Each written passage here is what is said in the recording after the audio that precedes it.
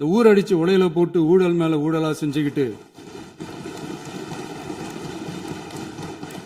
அதுல இருந்து தப்பிக்கிறதுக்கு பேர் தான் நிர்வாகத்திறன் அப்படின்னு சொன்னா, அப்படிப்பட்ட ஒரு ஊழல் செய்யற நிர்வாகத்திறனை நம்ம அரசு ஒரு நாளும் செய்யாது.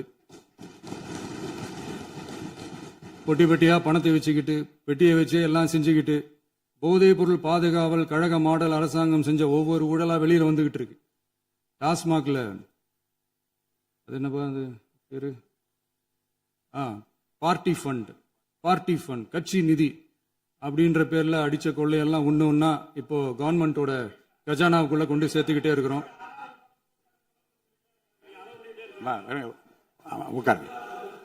மாண்புமிகு முதல்வர்கள் பதில் உரைக்கு பிறகு முதல்வர் பதிலுரைக்கு பிறகு நேரம் தரேன். அப்ப பேசட்டும், அவங்க பேசட்டும், அவங்கள பேச அனுமதி. உட்காருங்க உட்காருங்க.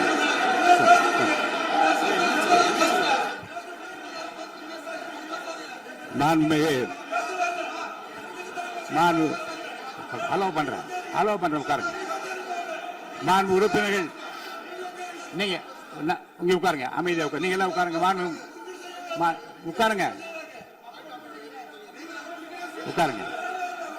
மாண்புமிகு நீங்க எல்லாரும் உட்காருங்க. அமைதியா உட்காருங்க. இருங்க, உட்காருங்க. அப்புறம் நீங்க என்ன உட்காருங்க. நான் கொடுக்க உட்காருங்க. நான் பாயிண்ட் ஆஃப் ஆர்டர் கொடுங்க. நான் கொடுக்கிறேன். உட்காருங்க.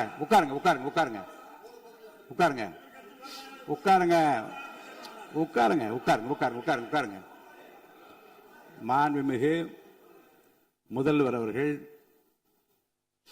கோர்வையாக நிதானமாக சொல்லிக்கொண்டே இருக்கிறார். நீங்க குறிப்பெடுத்து வைத்துக் கொள்ளுங்கள். பேசி முடித்தவுடன் நான் உங்களுக்கு அவகாசம் தருகிறேன். நீங்க ஒண்ணு சொல்லுங்க, என்ன என்று நீங்க சொல்லுங்க. உங்க சொல்லுகிற வாய்ப்பை நான் உங்களுக்கு தருகிறேன். இப்போது மாண்புமிகு முதலமைச்சர் உங்கள் உரையை தொடரலாம்.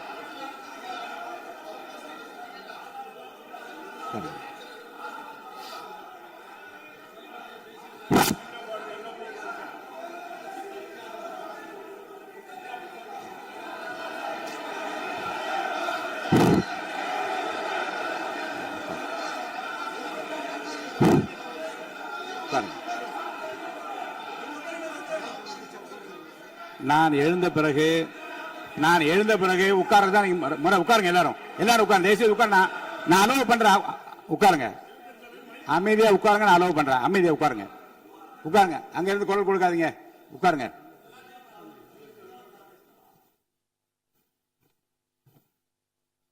இனிமையான இந்த விவாதத்தில் இதுவரை குறுக்கீடுகள் இல்லாமல்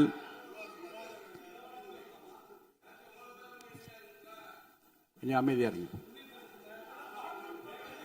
மாண்புமிகு முதல்வர் அவர்கள் பேசி முடித்தவுடன் பாயிண்ட் ஆஃப் ஆர்டர் கேட்டிருக்கேன். நான் அனுமதிக்கிறேன். எதிர்கட்சி தலைவருக்கு மட்டும் நான் அனுமதி தருகிறேன். அவர் எழுந்து பேசலாம். முதலமைச்சர் நீங்க கண்டினியூ பண்ணி முடிக்கலாம். நீ எல்லாரும் எழுந்துச்சீங்கன்னா சரி வராது. உட்காருங்க. நான் சொல்லியிருக்கேன். உட்காருங்க.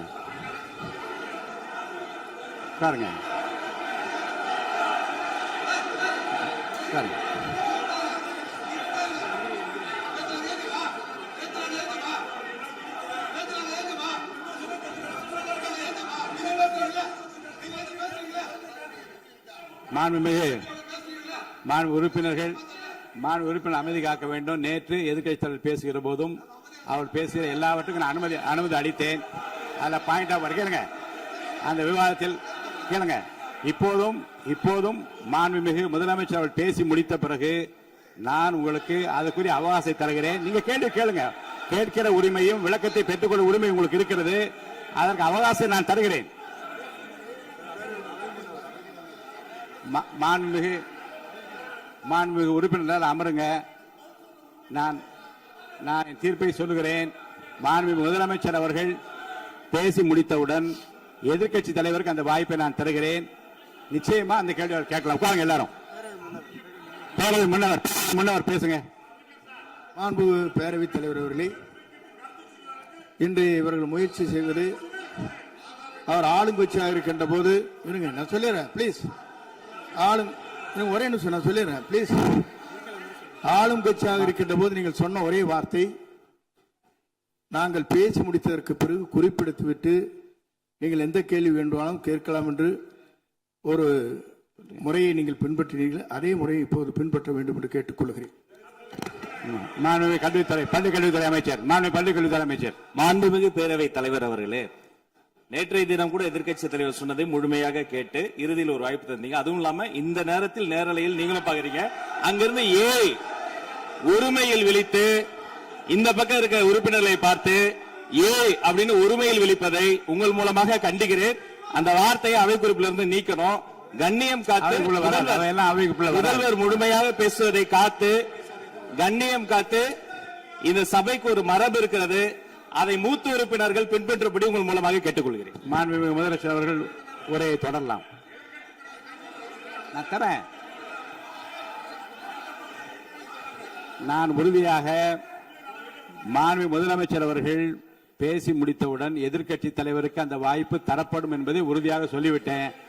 இடையிலே குறுக்கீடு செய்யாமல் அந்த பேச்சு முழுமையாக பேசி முடிக்க நீங்கள் அனுமதி வழங்க வேண்டும் என்று கேட்டுக்கொள்கிறேன். அமைதியா உட்காருங்க. அவங்க பேசி முடிக்கட்டும், நீங்க கேளுங்க. நான் என்ன சொல்றேன், கேட்கிற உரிமையும் விளக்கத்தை கேட்டு பெற உரிமையும் உங்களுக்கு இருக்கிறது. ஆனா இடையிலே குறுக்கீடு செய்யாமல் அதை முடிக்கும்படி நான் கேட்டுக்கொள்கிறேன். மாண்புமிகு முதலமைச்சர் அவர்கள் தொடர்ந்து நீங்க பேசலாம்.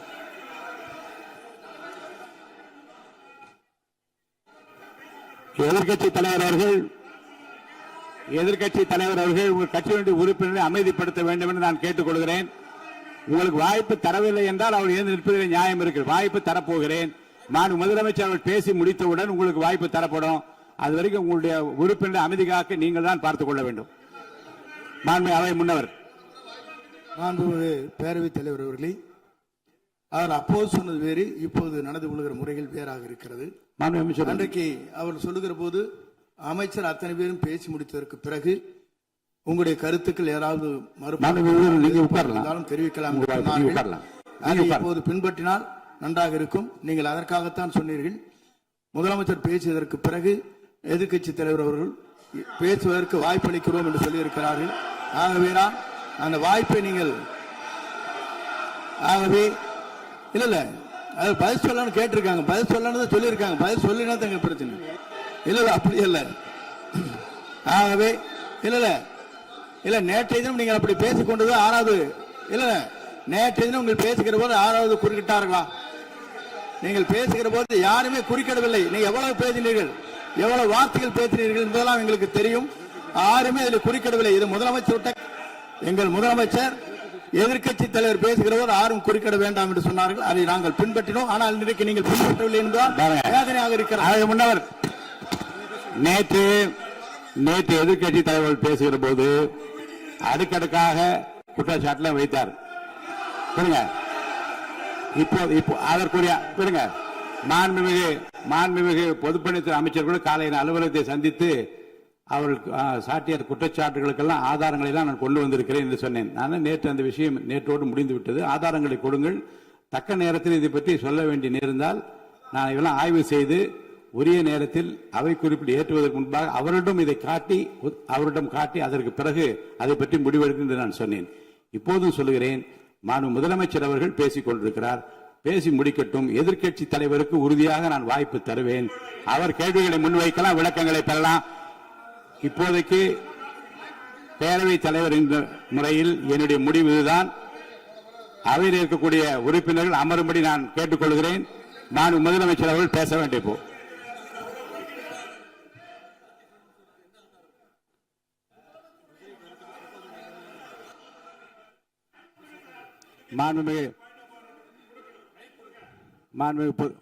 இருங்க.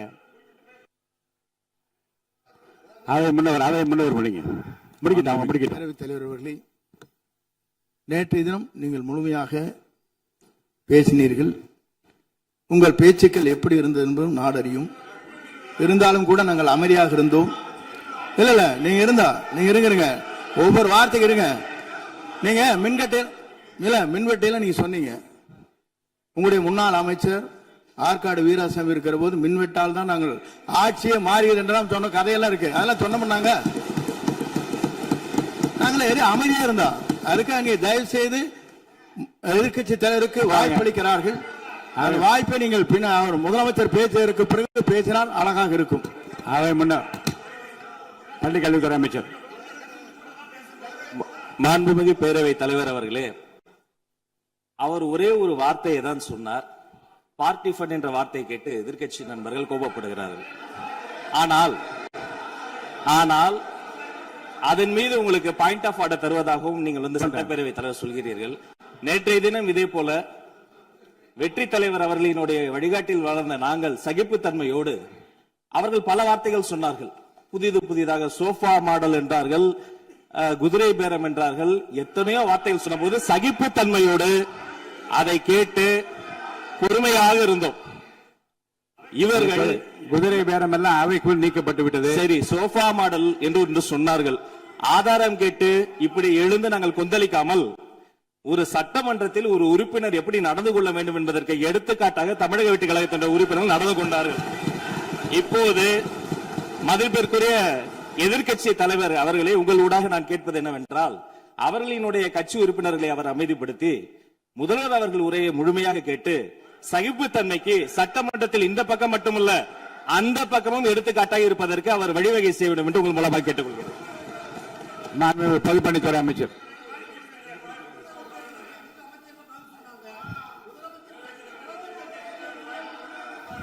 மாண்புமிகு பேரவைத் தலைவர் அவர்களே, திராவிட முன்னேற்ற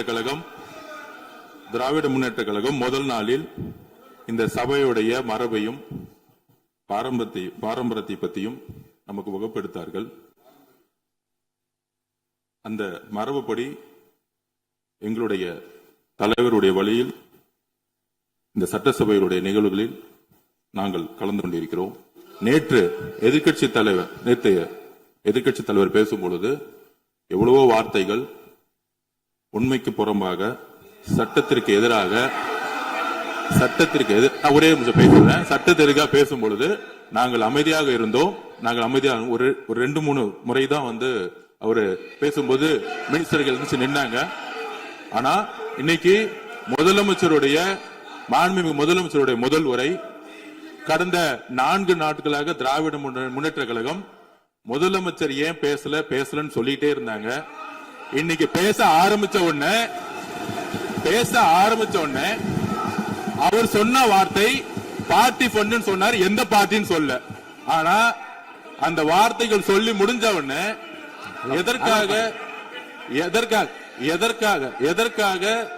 எதற்காக முதலமைச்சருடைய பேச்ச இவங்க வந்து குறுக்கிறாங்கன்னு தெரியல. நீங்கள் சொன்னது மாதிரி முதலமைச்சர் பேச வேண்டும். பேசிய பின்பு கருத்துகளுக்கு பதிலளிக்க அவர்கள் பதிலளிக்கும், நாங்களும் பதிலளிக்க தயாராக இருக்கிறது பதிவு பண்றோம். மாண்புமிகு முதலமைச்சர் அவர்கள்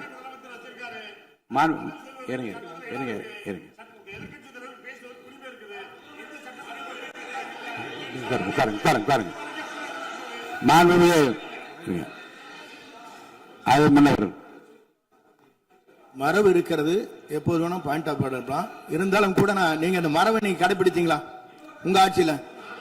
நீங்க முன்னவர்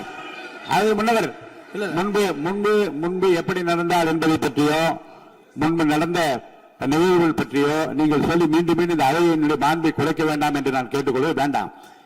இப்போது உள்ள பிரச்சனை, மாண்பு முதலமைச்சர் அவர்கள் தன்னுடைய பேச்சை உறுதி செய்து முடிக்க வேண்டும். அவர் முடித்த பிறகு எதிர்க்கட்சி தலைவருக்கு நான் நிச்சயமாக வாய்ப்பு தருவேன். அவர் கேள்வி கணைகளை தொடுக்கலாம், சந்தேகங்களை கேட்கலாம், விளக்கம் தருவதற்கு மாண்பு முதலமைச்சர் அவர்கள் தயாராக இருக்கின்றார்.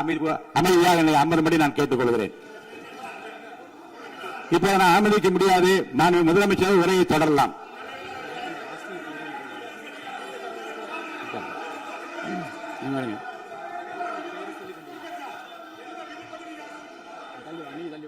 மாண்புமிகு உறுப்பினர் ஆஸ்டின் உங்க இடத்துல போய் உட்காருங்க. மாண்புமிகு உறுப்பினர் ஆஸ்டின், நீங்க ஒரு மூத்த உறுப்பினர், சபை விதிகளை நன்கு தெரிந்த ஒரு உறுப்பினர், நீங்க போய் இடத்துல உட்காருங்க. முதல்ல மாண்புமிகு முதலமைச்சர் அவர்கள் உரையை தொடரலாம். இப்போது எந்த விதமான பாயிண்ட் ஆஃப் ஆர்டர்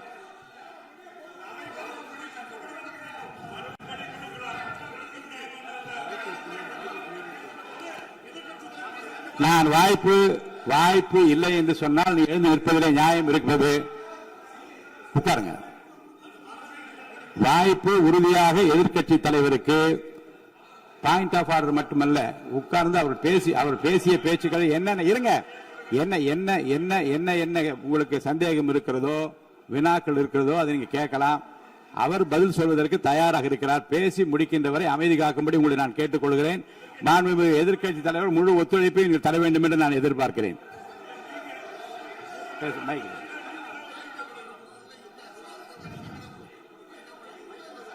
மைக் கொடுங்க. மாண்புமிகு எதிர்க்கட்சி தலைவர், பேரவைத் தலைவர் அவர்களே, நீங்க உட்காருங்க. நேற்று நான் பேசும்போது சில அமைச்சர்கள் குறுக்கிட்டு பேசினாங்க, அதற்கு நீங்க அனுமதி கொடுத்தீங்க. அதே மாதிரி இன்னைக்கு முதலமைச்சர் பேசும்போது சில வார்த்தைகள், தவறான வார்த்தைகள் பேசுறாரு. அவர் பார்ட்டி ஃபண்ட் அப்படின்னு சொல்லியிருக்கிறாரு. அவர் அமைச்சர் அந்த பார்ட்டி ஃபண்ட் எந்த பார்ட்டின்னு கூட சொல்ல தைரியம் இருந்தா சொல்லுங்க, நாங்க அதெல்லாம் ஃபேஸ் பண்ண தயாரா இருக்கோம். எதையும் ஆதாரத்தோடு எதையும் பேசுங்க. நீங்க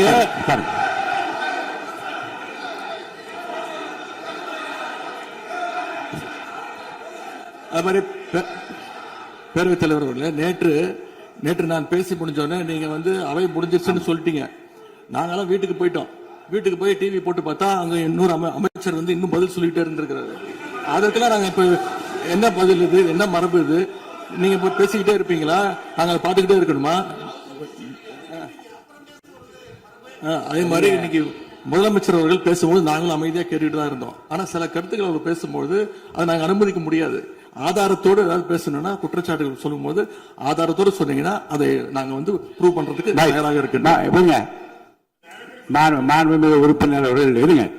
நேற்று மாண்புமிகு எதிர்க்கட்சி தலைவர்கள் பேசியதும் மாண்புமிகு பொதுப்பணித் தலைவர்கள் பேசியதும் ஆதாரம் இல்லாமல் பேசக்கூடாது என்று நான் சொன்னேன். ஆய்வு செய்து நீக்கப்பட வேண்டியது நீக்கும் என்று சொன்னேன். இப்போது மாண்புமிகு முதல்வர் அவர்கள் பேசி முடிக்கட்டும். நீங்கள் கூறிய கருத்துப்படி அதில் ஆதாரங்கள் இல்லாத குறிப்பாக இருந்தால் அதை நீக்குவதற்குரிய உரிமை எனக்கு இருக்கிறது.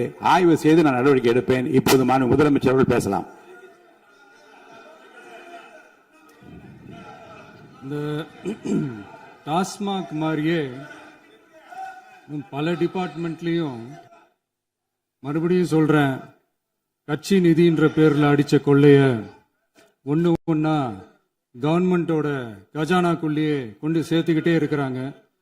இப்பவும் சொல்றேன், மக்கள் பணத்துல இருந்து ஒரு பைசா கூட தொடமாட்டோம், தொடவும் விடமாட்டோம், தொட்டா விடமாட்டோம். இதுக்கு முன்னாடி தொட்டவங்களையும் விடமாட்டோம்.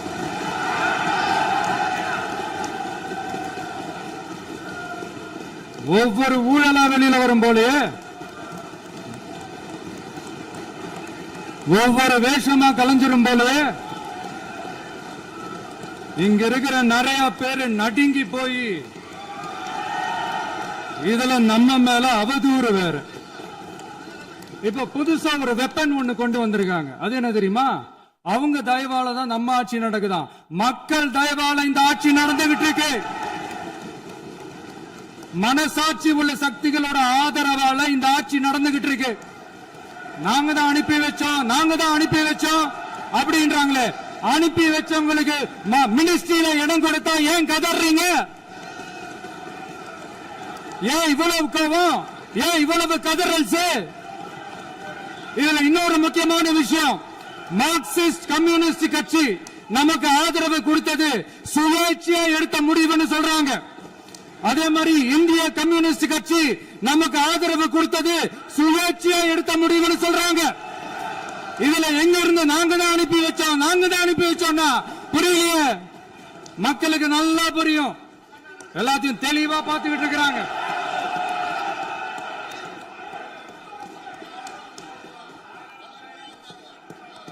முதலமைச்சர் கண்டினியூ பண்ணலாம். முதலமைச்சர்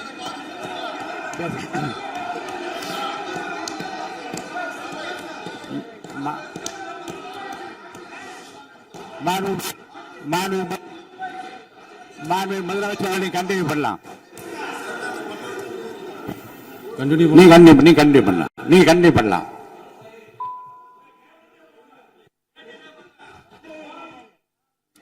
இந்த சமூக நீதி அரசுன்னு சொல்றவங்களை பார்த்து கேட்கிறேன், நம்ம பட்டியலின சகோதரர்களுக்கு எத்தனை அமைச்சர் பதவி கொடுத்தீங்கன்னு கொஞ்சம் சொல்ல முடியுமா? ஆனா நம்மளுடைய அரசுல 8 அமைச்சர் பதவிகள் யாருக்கு? நம்ம பட்டியலின சகோதரர்களுக்கு. எல்லாம் நம்ம அண்ணன், நம்ம தம்பி, நம்ம தங்கச்சிங்க. அண்ணல் அம்பேத்கர் அவர்களுடைய கிட்டத்தட்ட 100 ஆண்டு கால கனவு இப்ப நிறைவேறி இருக்கு. நான் ஏன் கொஞ்சம் சவுண்டா பேசுறேன் அப்படின்னா அவங்களுக்கு கேட்கணுன்றதுக்காக தப்பா எடுத்துக்காது. அதே மாதிரி பெண்களோட பாதுகாவலர் நாங்க தான் அப்படின்னு சொல்லிக்கிறவங்களை கேட்கிறேன், எத்தனை பெண்களுக்கு அமைச்சர் பதவியில இடம் கொடுத்தீங்க கொஞ்சம் சொல்ல முடியுமா? எங்க அரசுல 4 சகோதரிகளுக்கு அமைச்சர் பதவி கொடுத்திருக்கிறோம்.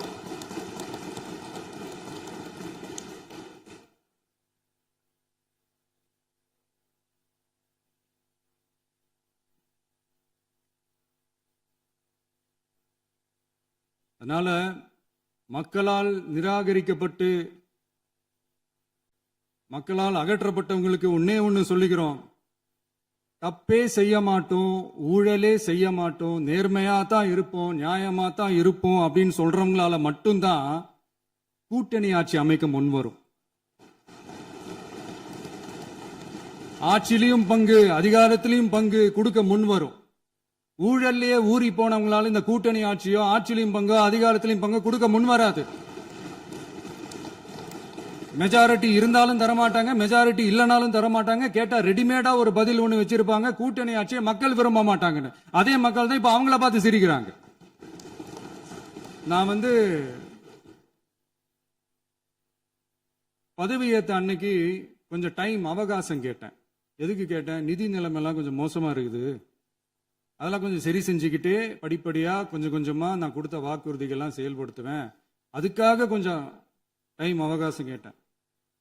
நான் ஏதோ வேற எதுக்காகவோ வேற யாருக்காகவோ ஏதோ அவகாசம் கேட்ட மாதிரி.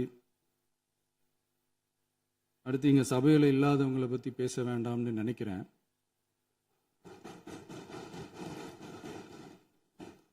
இங்க நம்மளை பத்தி அவதூறு பரப்புறதோட மட்டும் இல்லாம இப்ப நம்ம மக்கள் மேலேயும் அவதூறு பரப்ப ஆரம்பிச்சிட்டாங்க. மக்கள் நமக்கு ஓட்டு போட்டது தப்பான், குடும்பம் குடும்பமா நமக்கு ஆதரிச்சது தப்பான். இது இப்ப இல்ல, நான் சொல்றது எம்ஜிஆர் அவர்கள் காலத்திலிருந்தே. அப்பவே அவர் ஜெயிச்சப்போ அதே மக்களை தப்பு தப்பா பேசுறது. மக்கள் என்ன பண்ணிட்டாங்க, எம்ஜிஆர் என்ன பண்ணிட்டாரு, எம்ஜிஆர் என்ன இது பண்ணிட்டாரு. 50 வருஷமா ஒரே டெக்னிக்கா.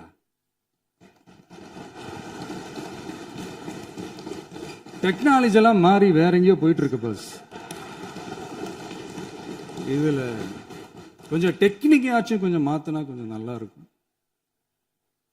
அதனால மக்களுக்கு யூஸ்ஃபுல்லா இருக்கிற மாதிரி இந்த ஆக்கப்பூர்வமான கருத்துக்களோ ஆக்கப்பூர்வமான யோசனைகளோ இருந்தா சொல்லுங்க, அதை நாங்க டெஃபரெண்டா எடுத்துக்கிறோம். ஆனா அதை விட்டுட்டு இந்த நக்கல் நையாண்டி சம்பந்தம் இல்லாத பேச்சு இதெல்லாம் பேசிட்டு அப்புறம் முதல்வர் பதில் சொல்லல, முதல்வருக்கு பதில் சொல்ல தெரியல அப்படின்னா அப்புறம் என்ன சோஃபா மாடல் ஆட்சியா? அது என்னன்னு புரியறதுக்கே எனக்கு ரொம்ப நாள் ஆச்சு. இந்த sofa set, table chair, teapoy, furniture பிசினஸ்லாம் வேற எங்க வெளியில போய் பண்ண சொல்லுங்க. அப்படி அந்த பிசினஸ் தான் பண்ணணும்னா நிறைய பிசினஸ் பண்ற மாதிரி வெளியில போய் பண்ண சொல்லுங்க, இங்க சட்டசபைக்குள்ள வேணாம். அதனால ஆக்கப்பூர்வமான கருத்துக்கள் இருந்தா சொல்லுங்க, டெஃபினட்டா அது சரியா இருந்தா நாங்க ஏத்துக்கிறோம். எனக்கு ஒரு குட்டி கதை ஒண்ணு ஞாபகம் வருது, சொல்லாமா? ஒரு ஊர்ல ஒரு பெரியவர் வெயில் ரொம்ப ஜாஸ்தியா இருக்குன்னு சொல்லிட்டு கண்ணுக்கு மேல கை வச்சுக்கிட்டு இப்படி சுத்தி முத்தி தேடிக்கிட்டு இருந்தாராம். அப்ப கூட இருந்த ஒரு சின்ன பையன் என்ன தேடுறீங்க அப்படின்னு கேட்டானா. அதுக்கு அந்த பெரியவர் சொன்னாரா, அது ஒண்ணு இல்ல தம்பி, உங்க அப்பா இங்கதான் இருப்பாருன்னு சொன்னாங்க, அதான் தேடிக்கிட்டு இருக்கேன், எங்க உங்க அப்பாவையா காணோம்?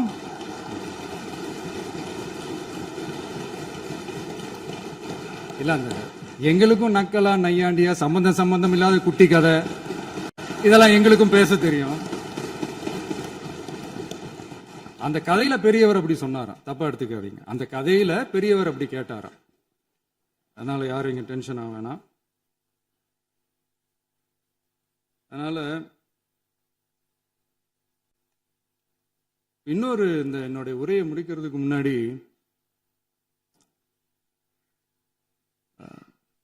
போயிட்டாங்க, பேசலாமா? நிறைய உங்க கருத்துக்களை நீங்க முழுமையாக மன நிறைவோடு பேசலாம். டிவியில பார்க்கலாம். சரி, அதான் 5 நிமிஷம் பேசுனதுக்கே கொலத்தூரி இந்த ஆட்டம் அடிச்சு பேசுனா அப்புறம் என்ன பண்றது? கடைசியா நான் இந்த உரையை முடிக்கிறதுக்கு முன்னாடி ஒரு முக்கியமான ஒரு விஷயம் பத்தி சொல்லணும். ஆளுநர் உரை அன்னைக்கு இந்த தமிழ் தாய் வாழ்த்துக்கு அப்புறம் தேசிய கீதம் பாடினது தப்பு, தேசிய கீதம் 2 முறை பாடினது தப்பு, அப்படி ஒரு நிகழ்வு இதுக்கு முன்னாடி இந்த சட்டசபையில நடந்ததே கிடையாது, அந்த மரபையே மாத்திட்டீங்க, இப்படி ஒரு பெரிய ஒரு போர் மாதிரி எதிர்கட்சியை சார்ந்தவங்க எல்லாம் சொன்னாங்க இல்லையா. அந்த மாநில உரிமை போராளிகளை, அந்த மரபு காக்கிற உரிமை போராளிகளை ஒரே ஒரு கேள்விதான் கேட்கணும். 2021 ஆகஸ்ட் 2 ஞாபகம் இருக்கா?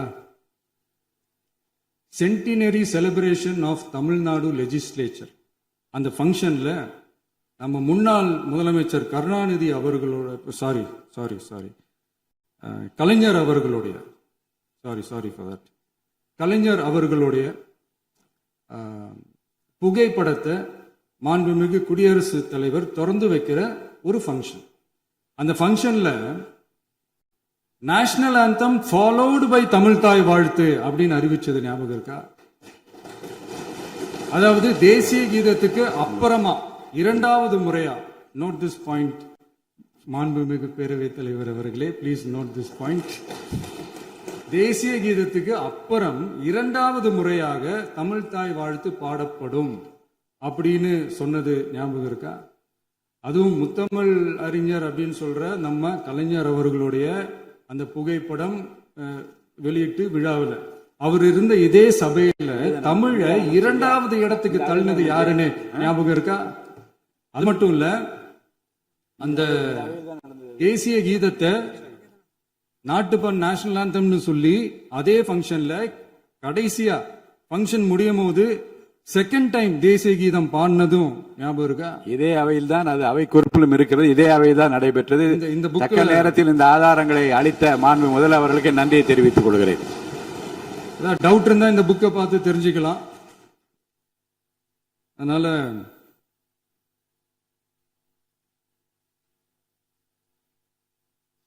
இதெல்லாம் கேட்டா என்ன சொல்லுவாங்கன்னா, அது ஜனாதிபதி கலந்துகிட்ட ஃபங்க்ஷன், அதெல்லாம் அப்படிதான், அதெல்லாம் கண்டுக்க கூடாது அப்படின்னு சொல்லுவாங்க.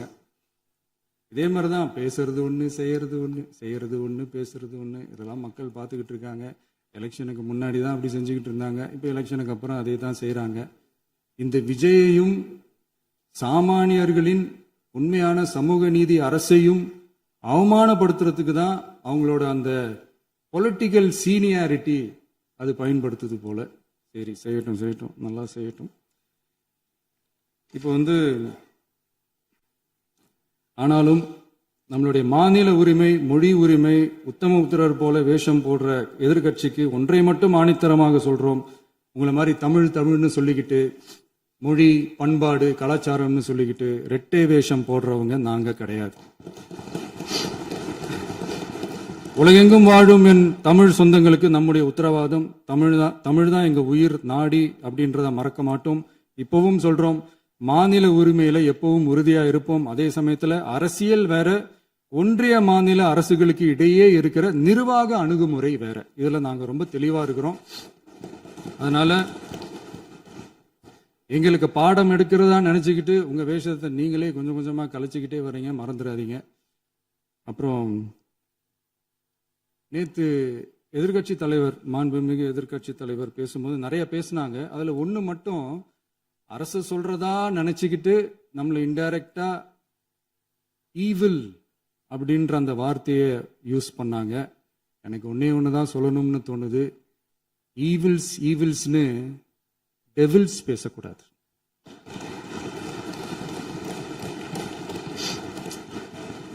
அவங்க இருந்திருந்தா ஒரு ஆக்ஷன் பண்ணணும்னு எனக்கு தோணுச்சு. எல்லாரும் போயிட்டாங்க. பர்மிஷன் பண்ணலாமா? இப்பவும் பண்ணலாம், ஒன்றும் தப்பு இல்லை.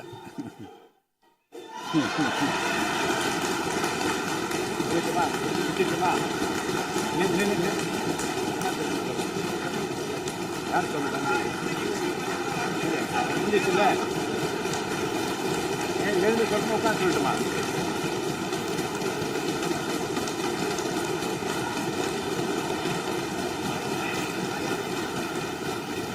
விவாதம் விவாதம் முடிவுற்றது.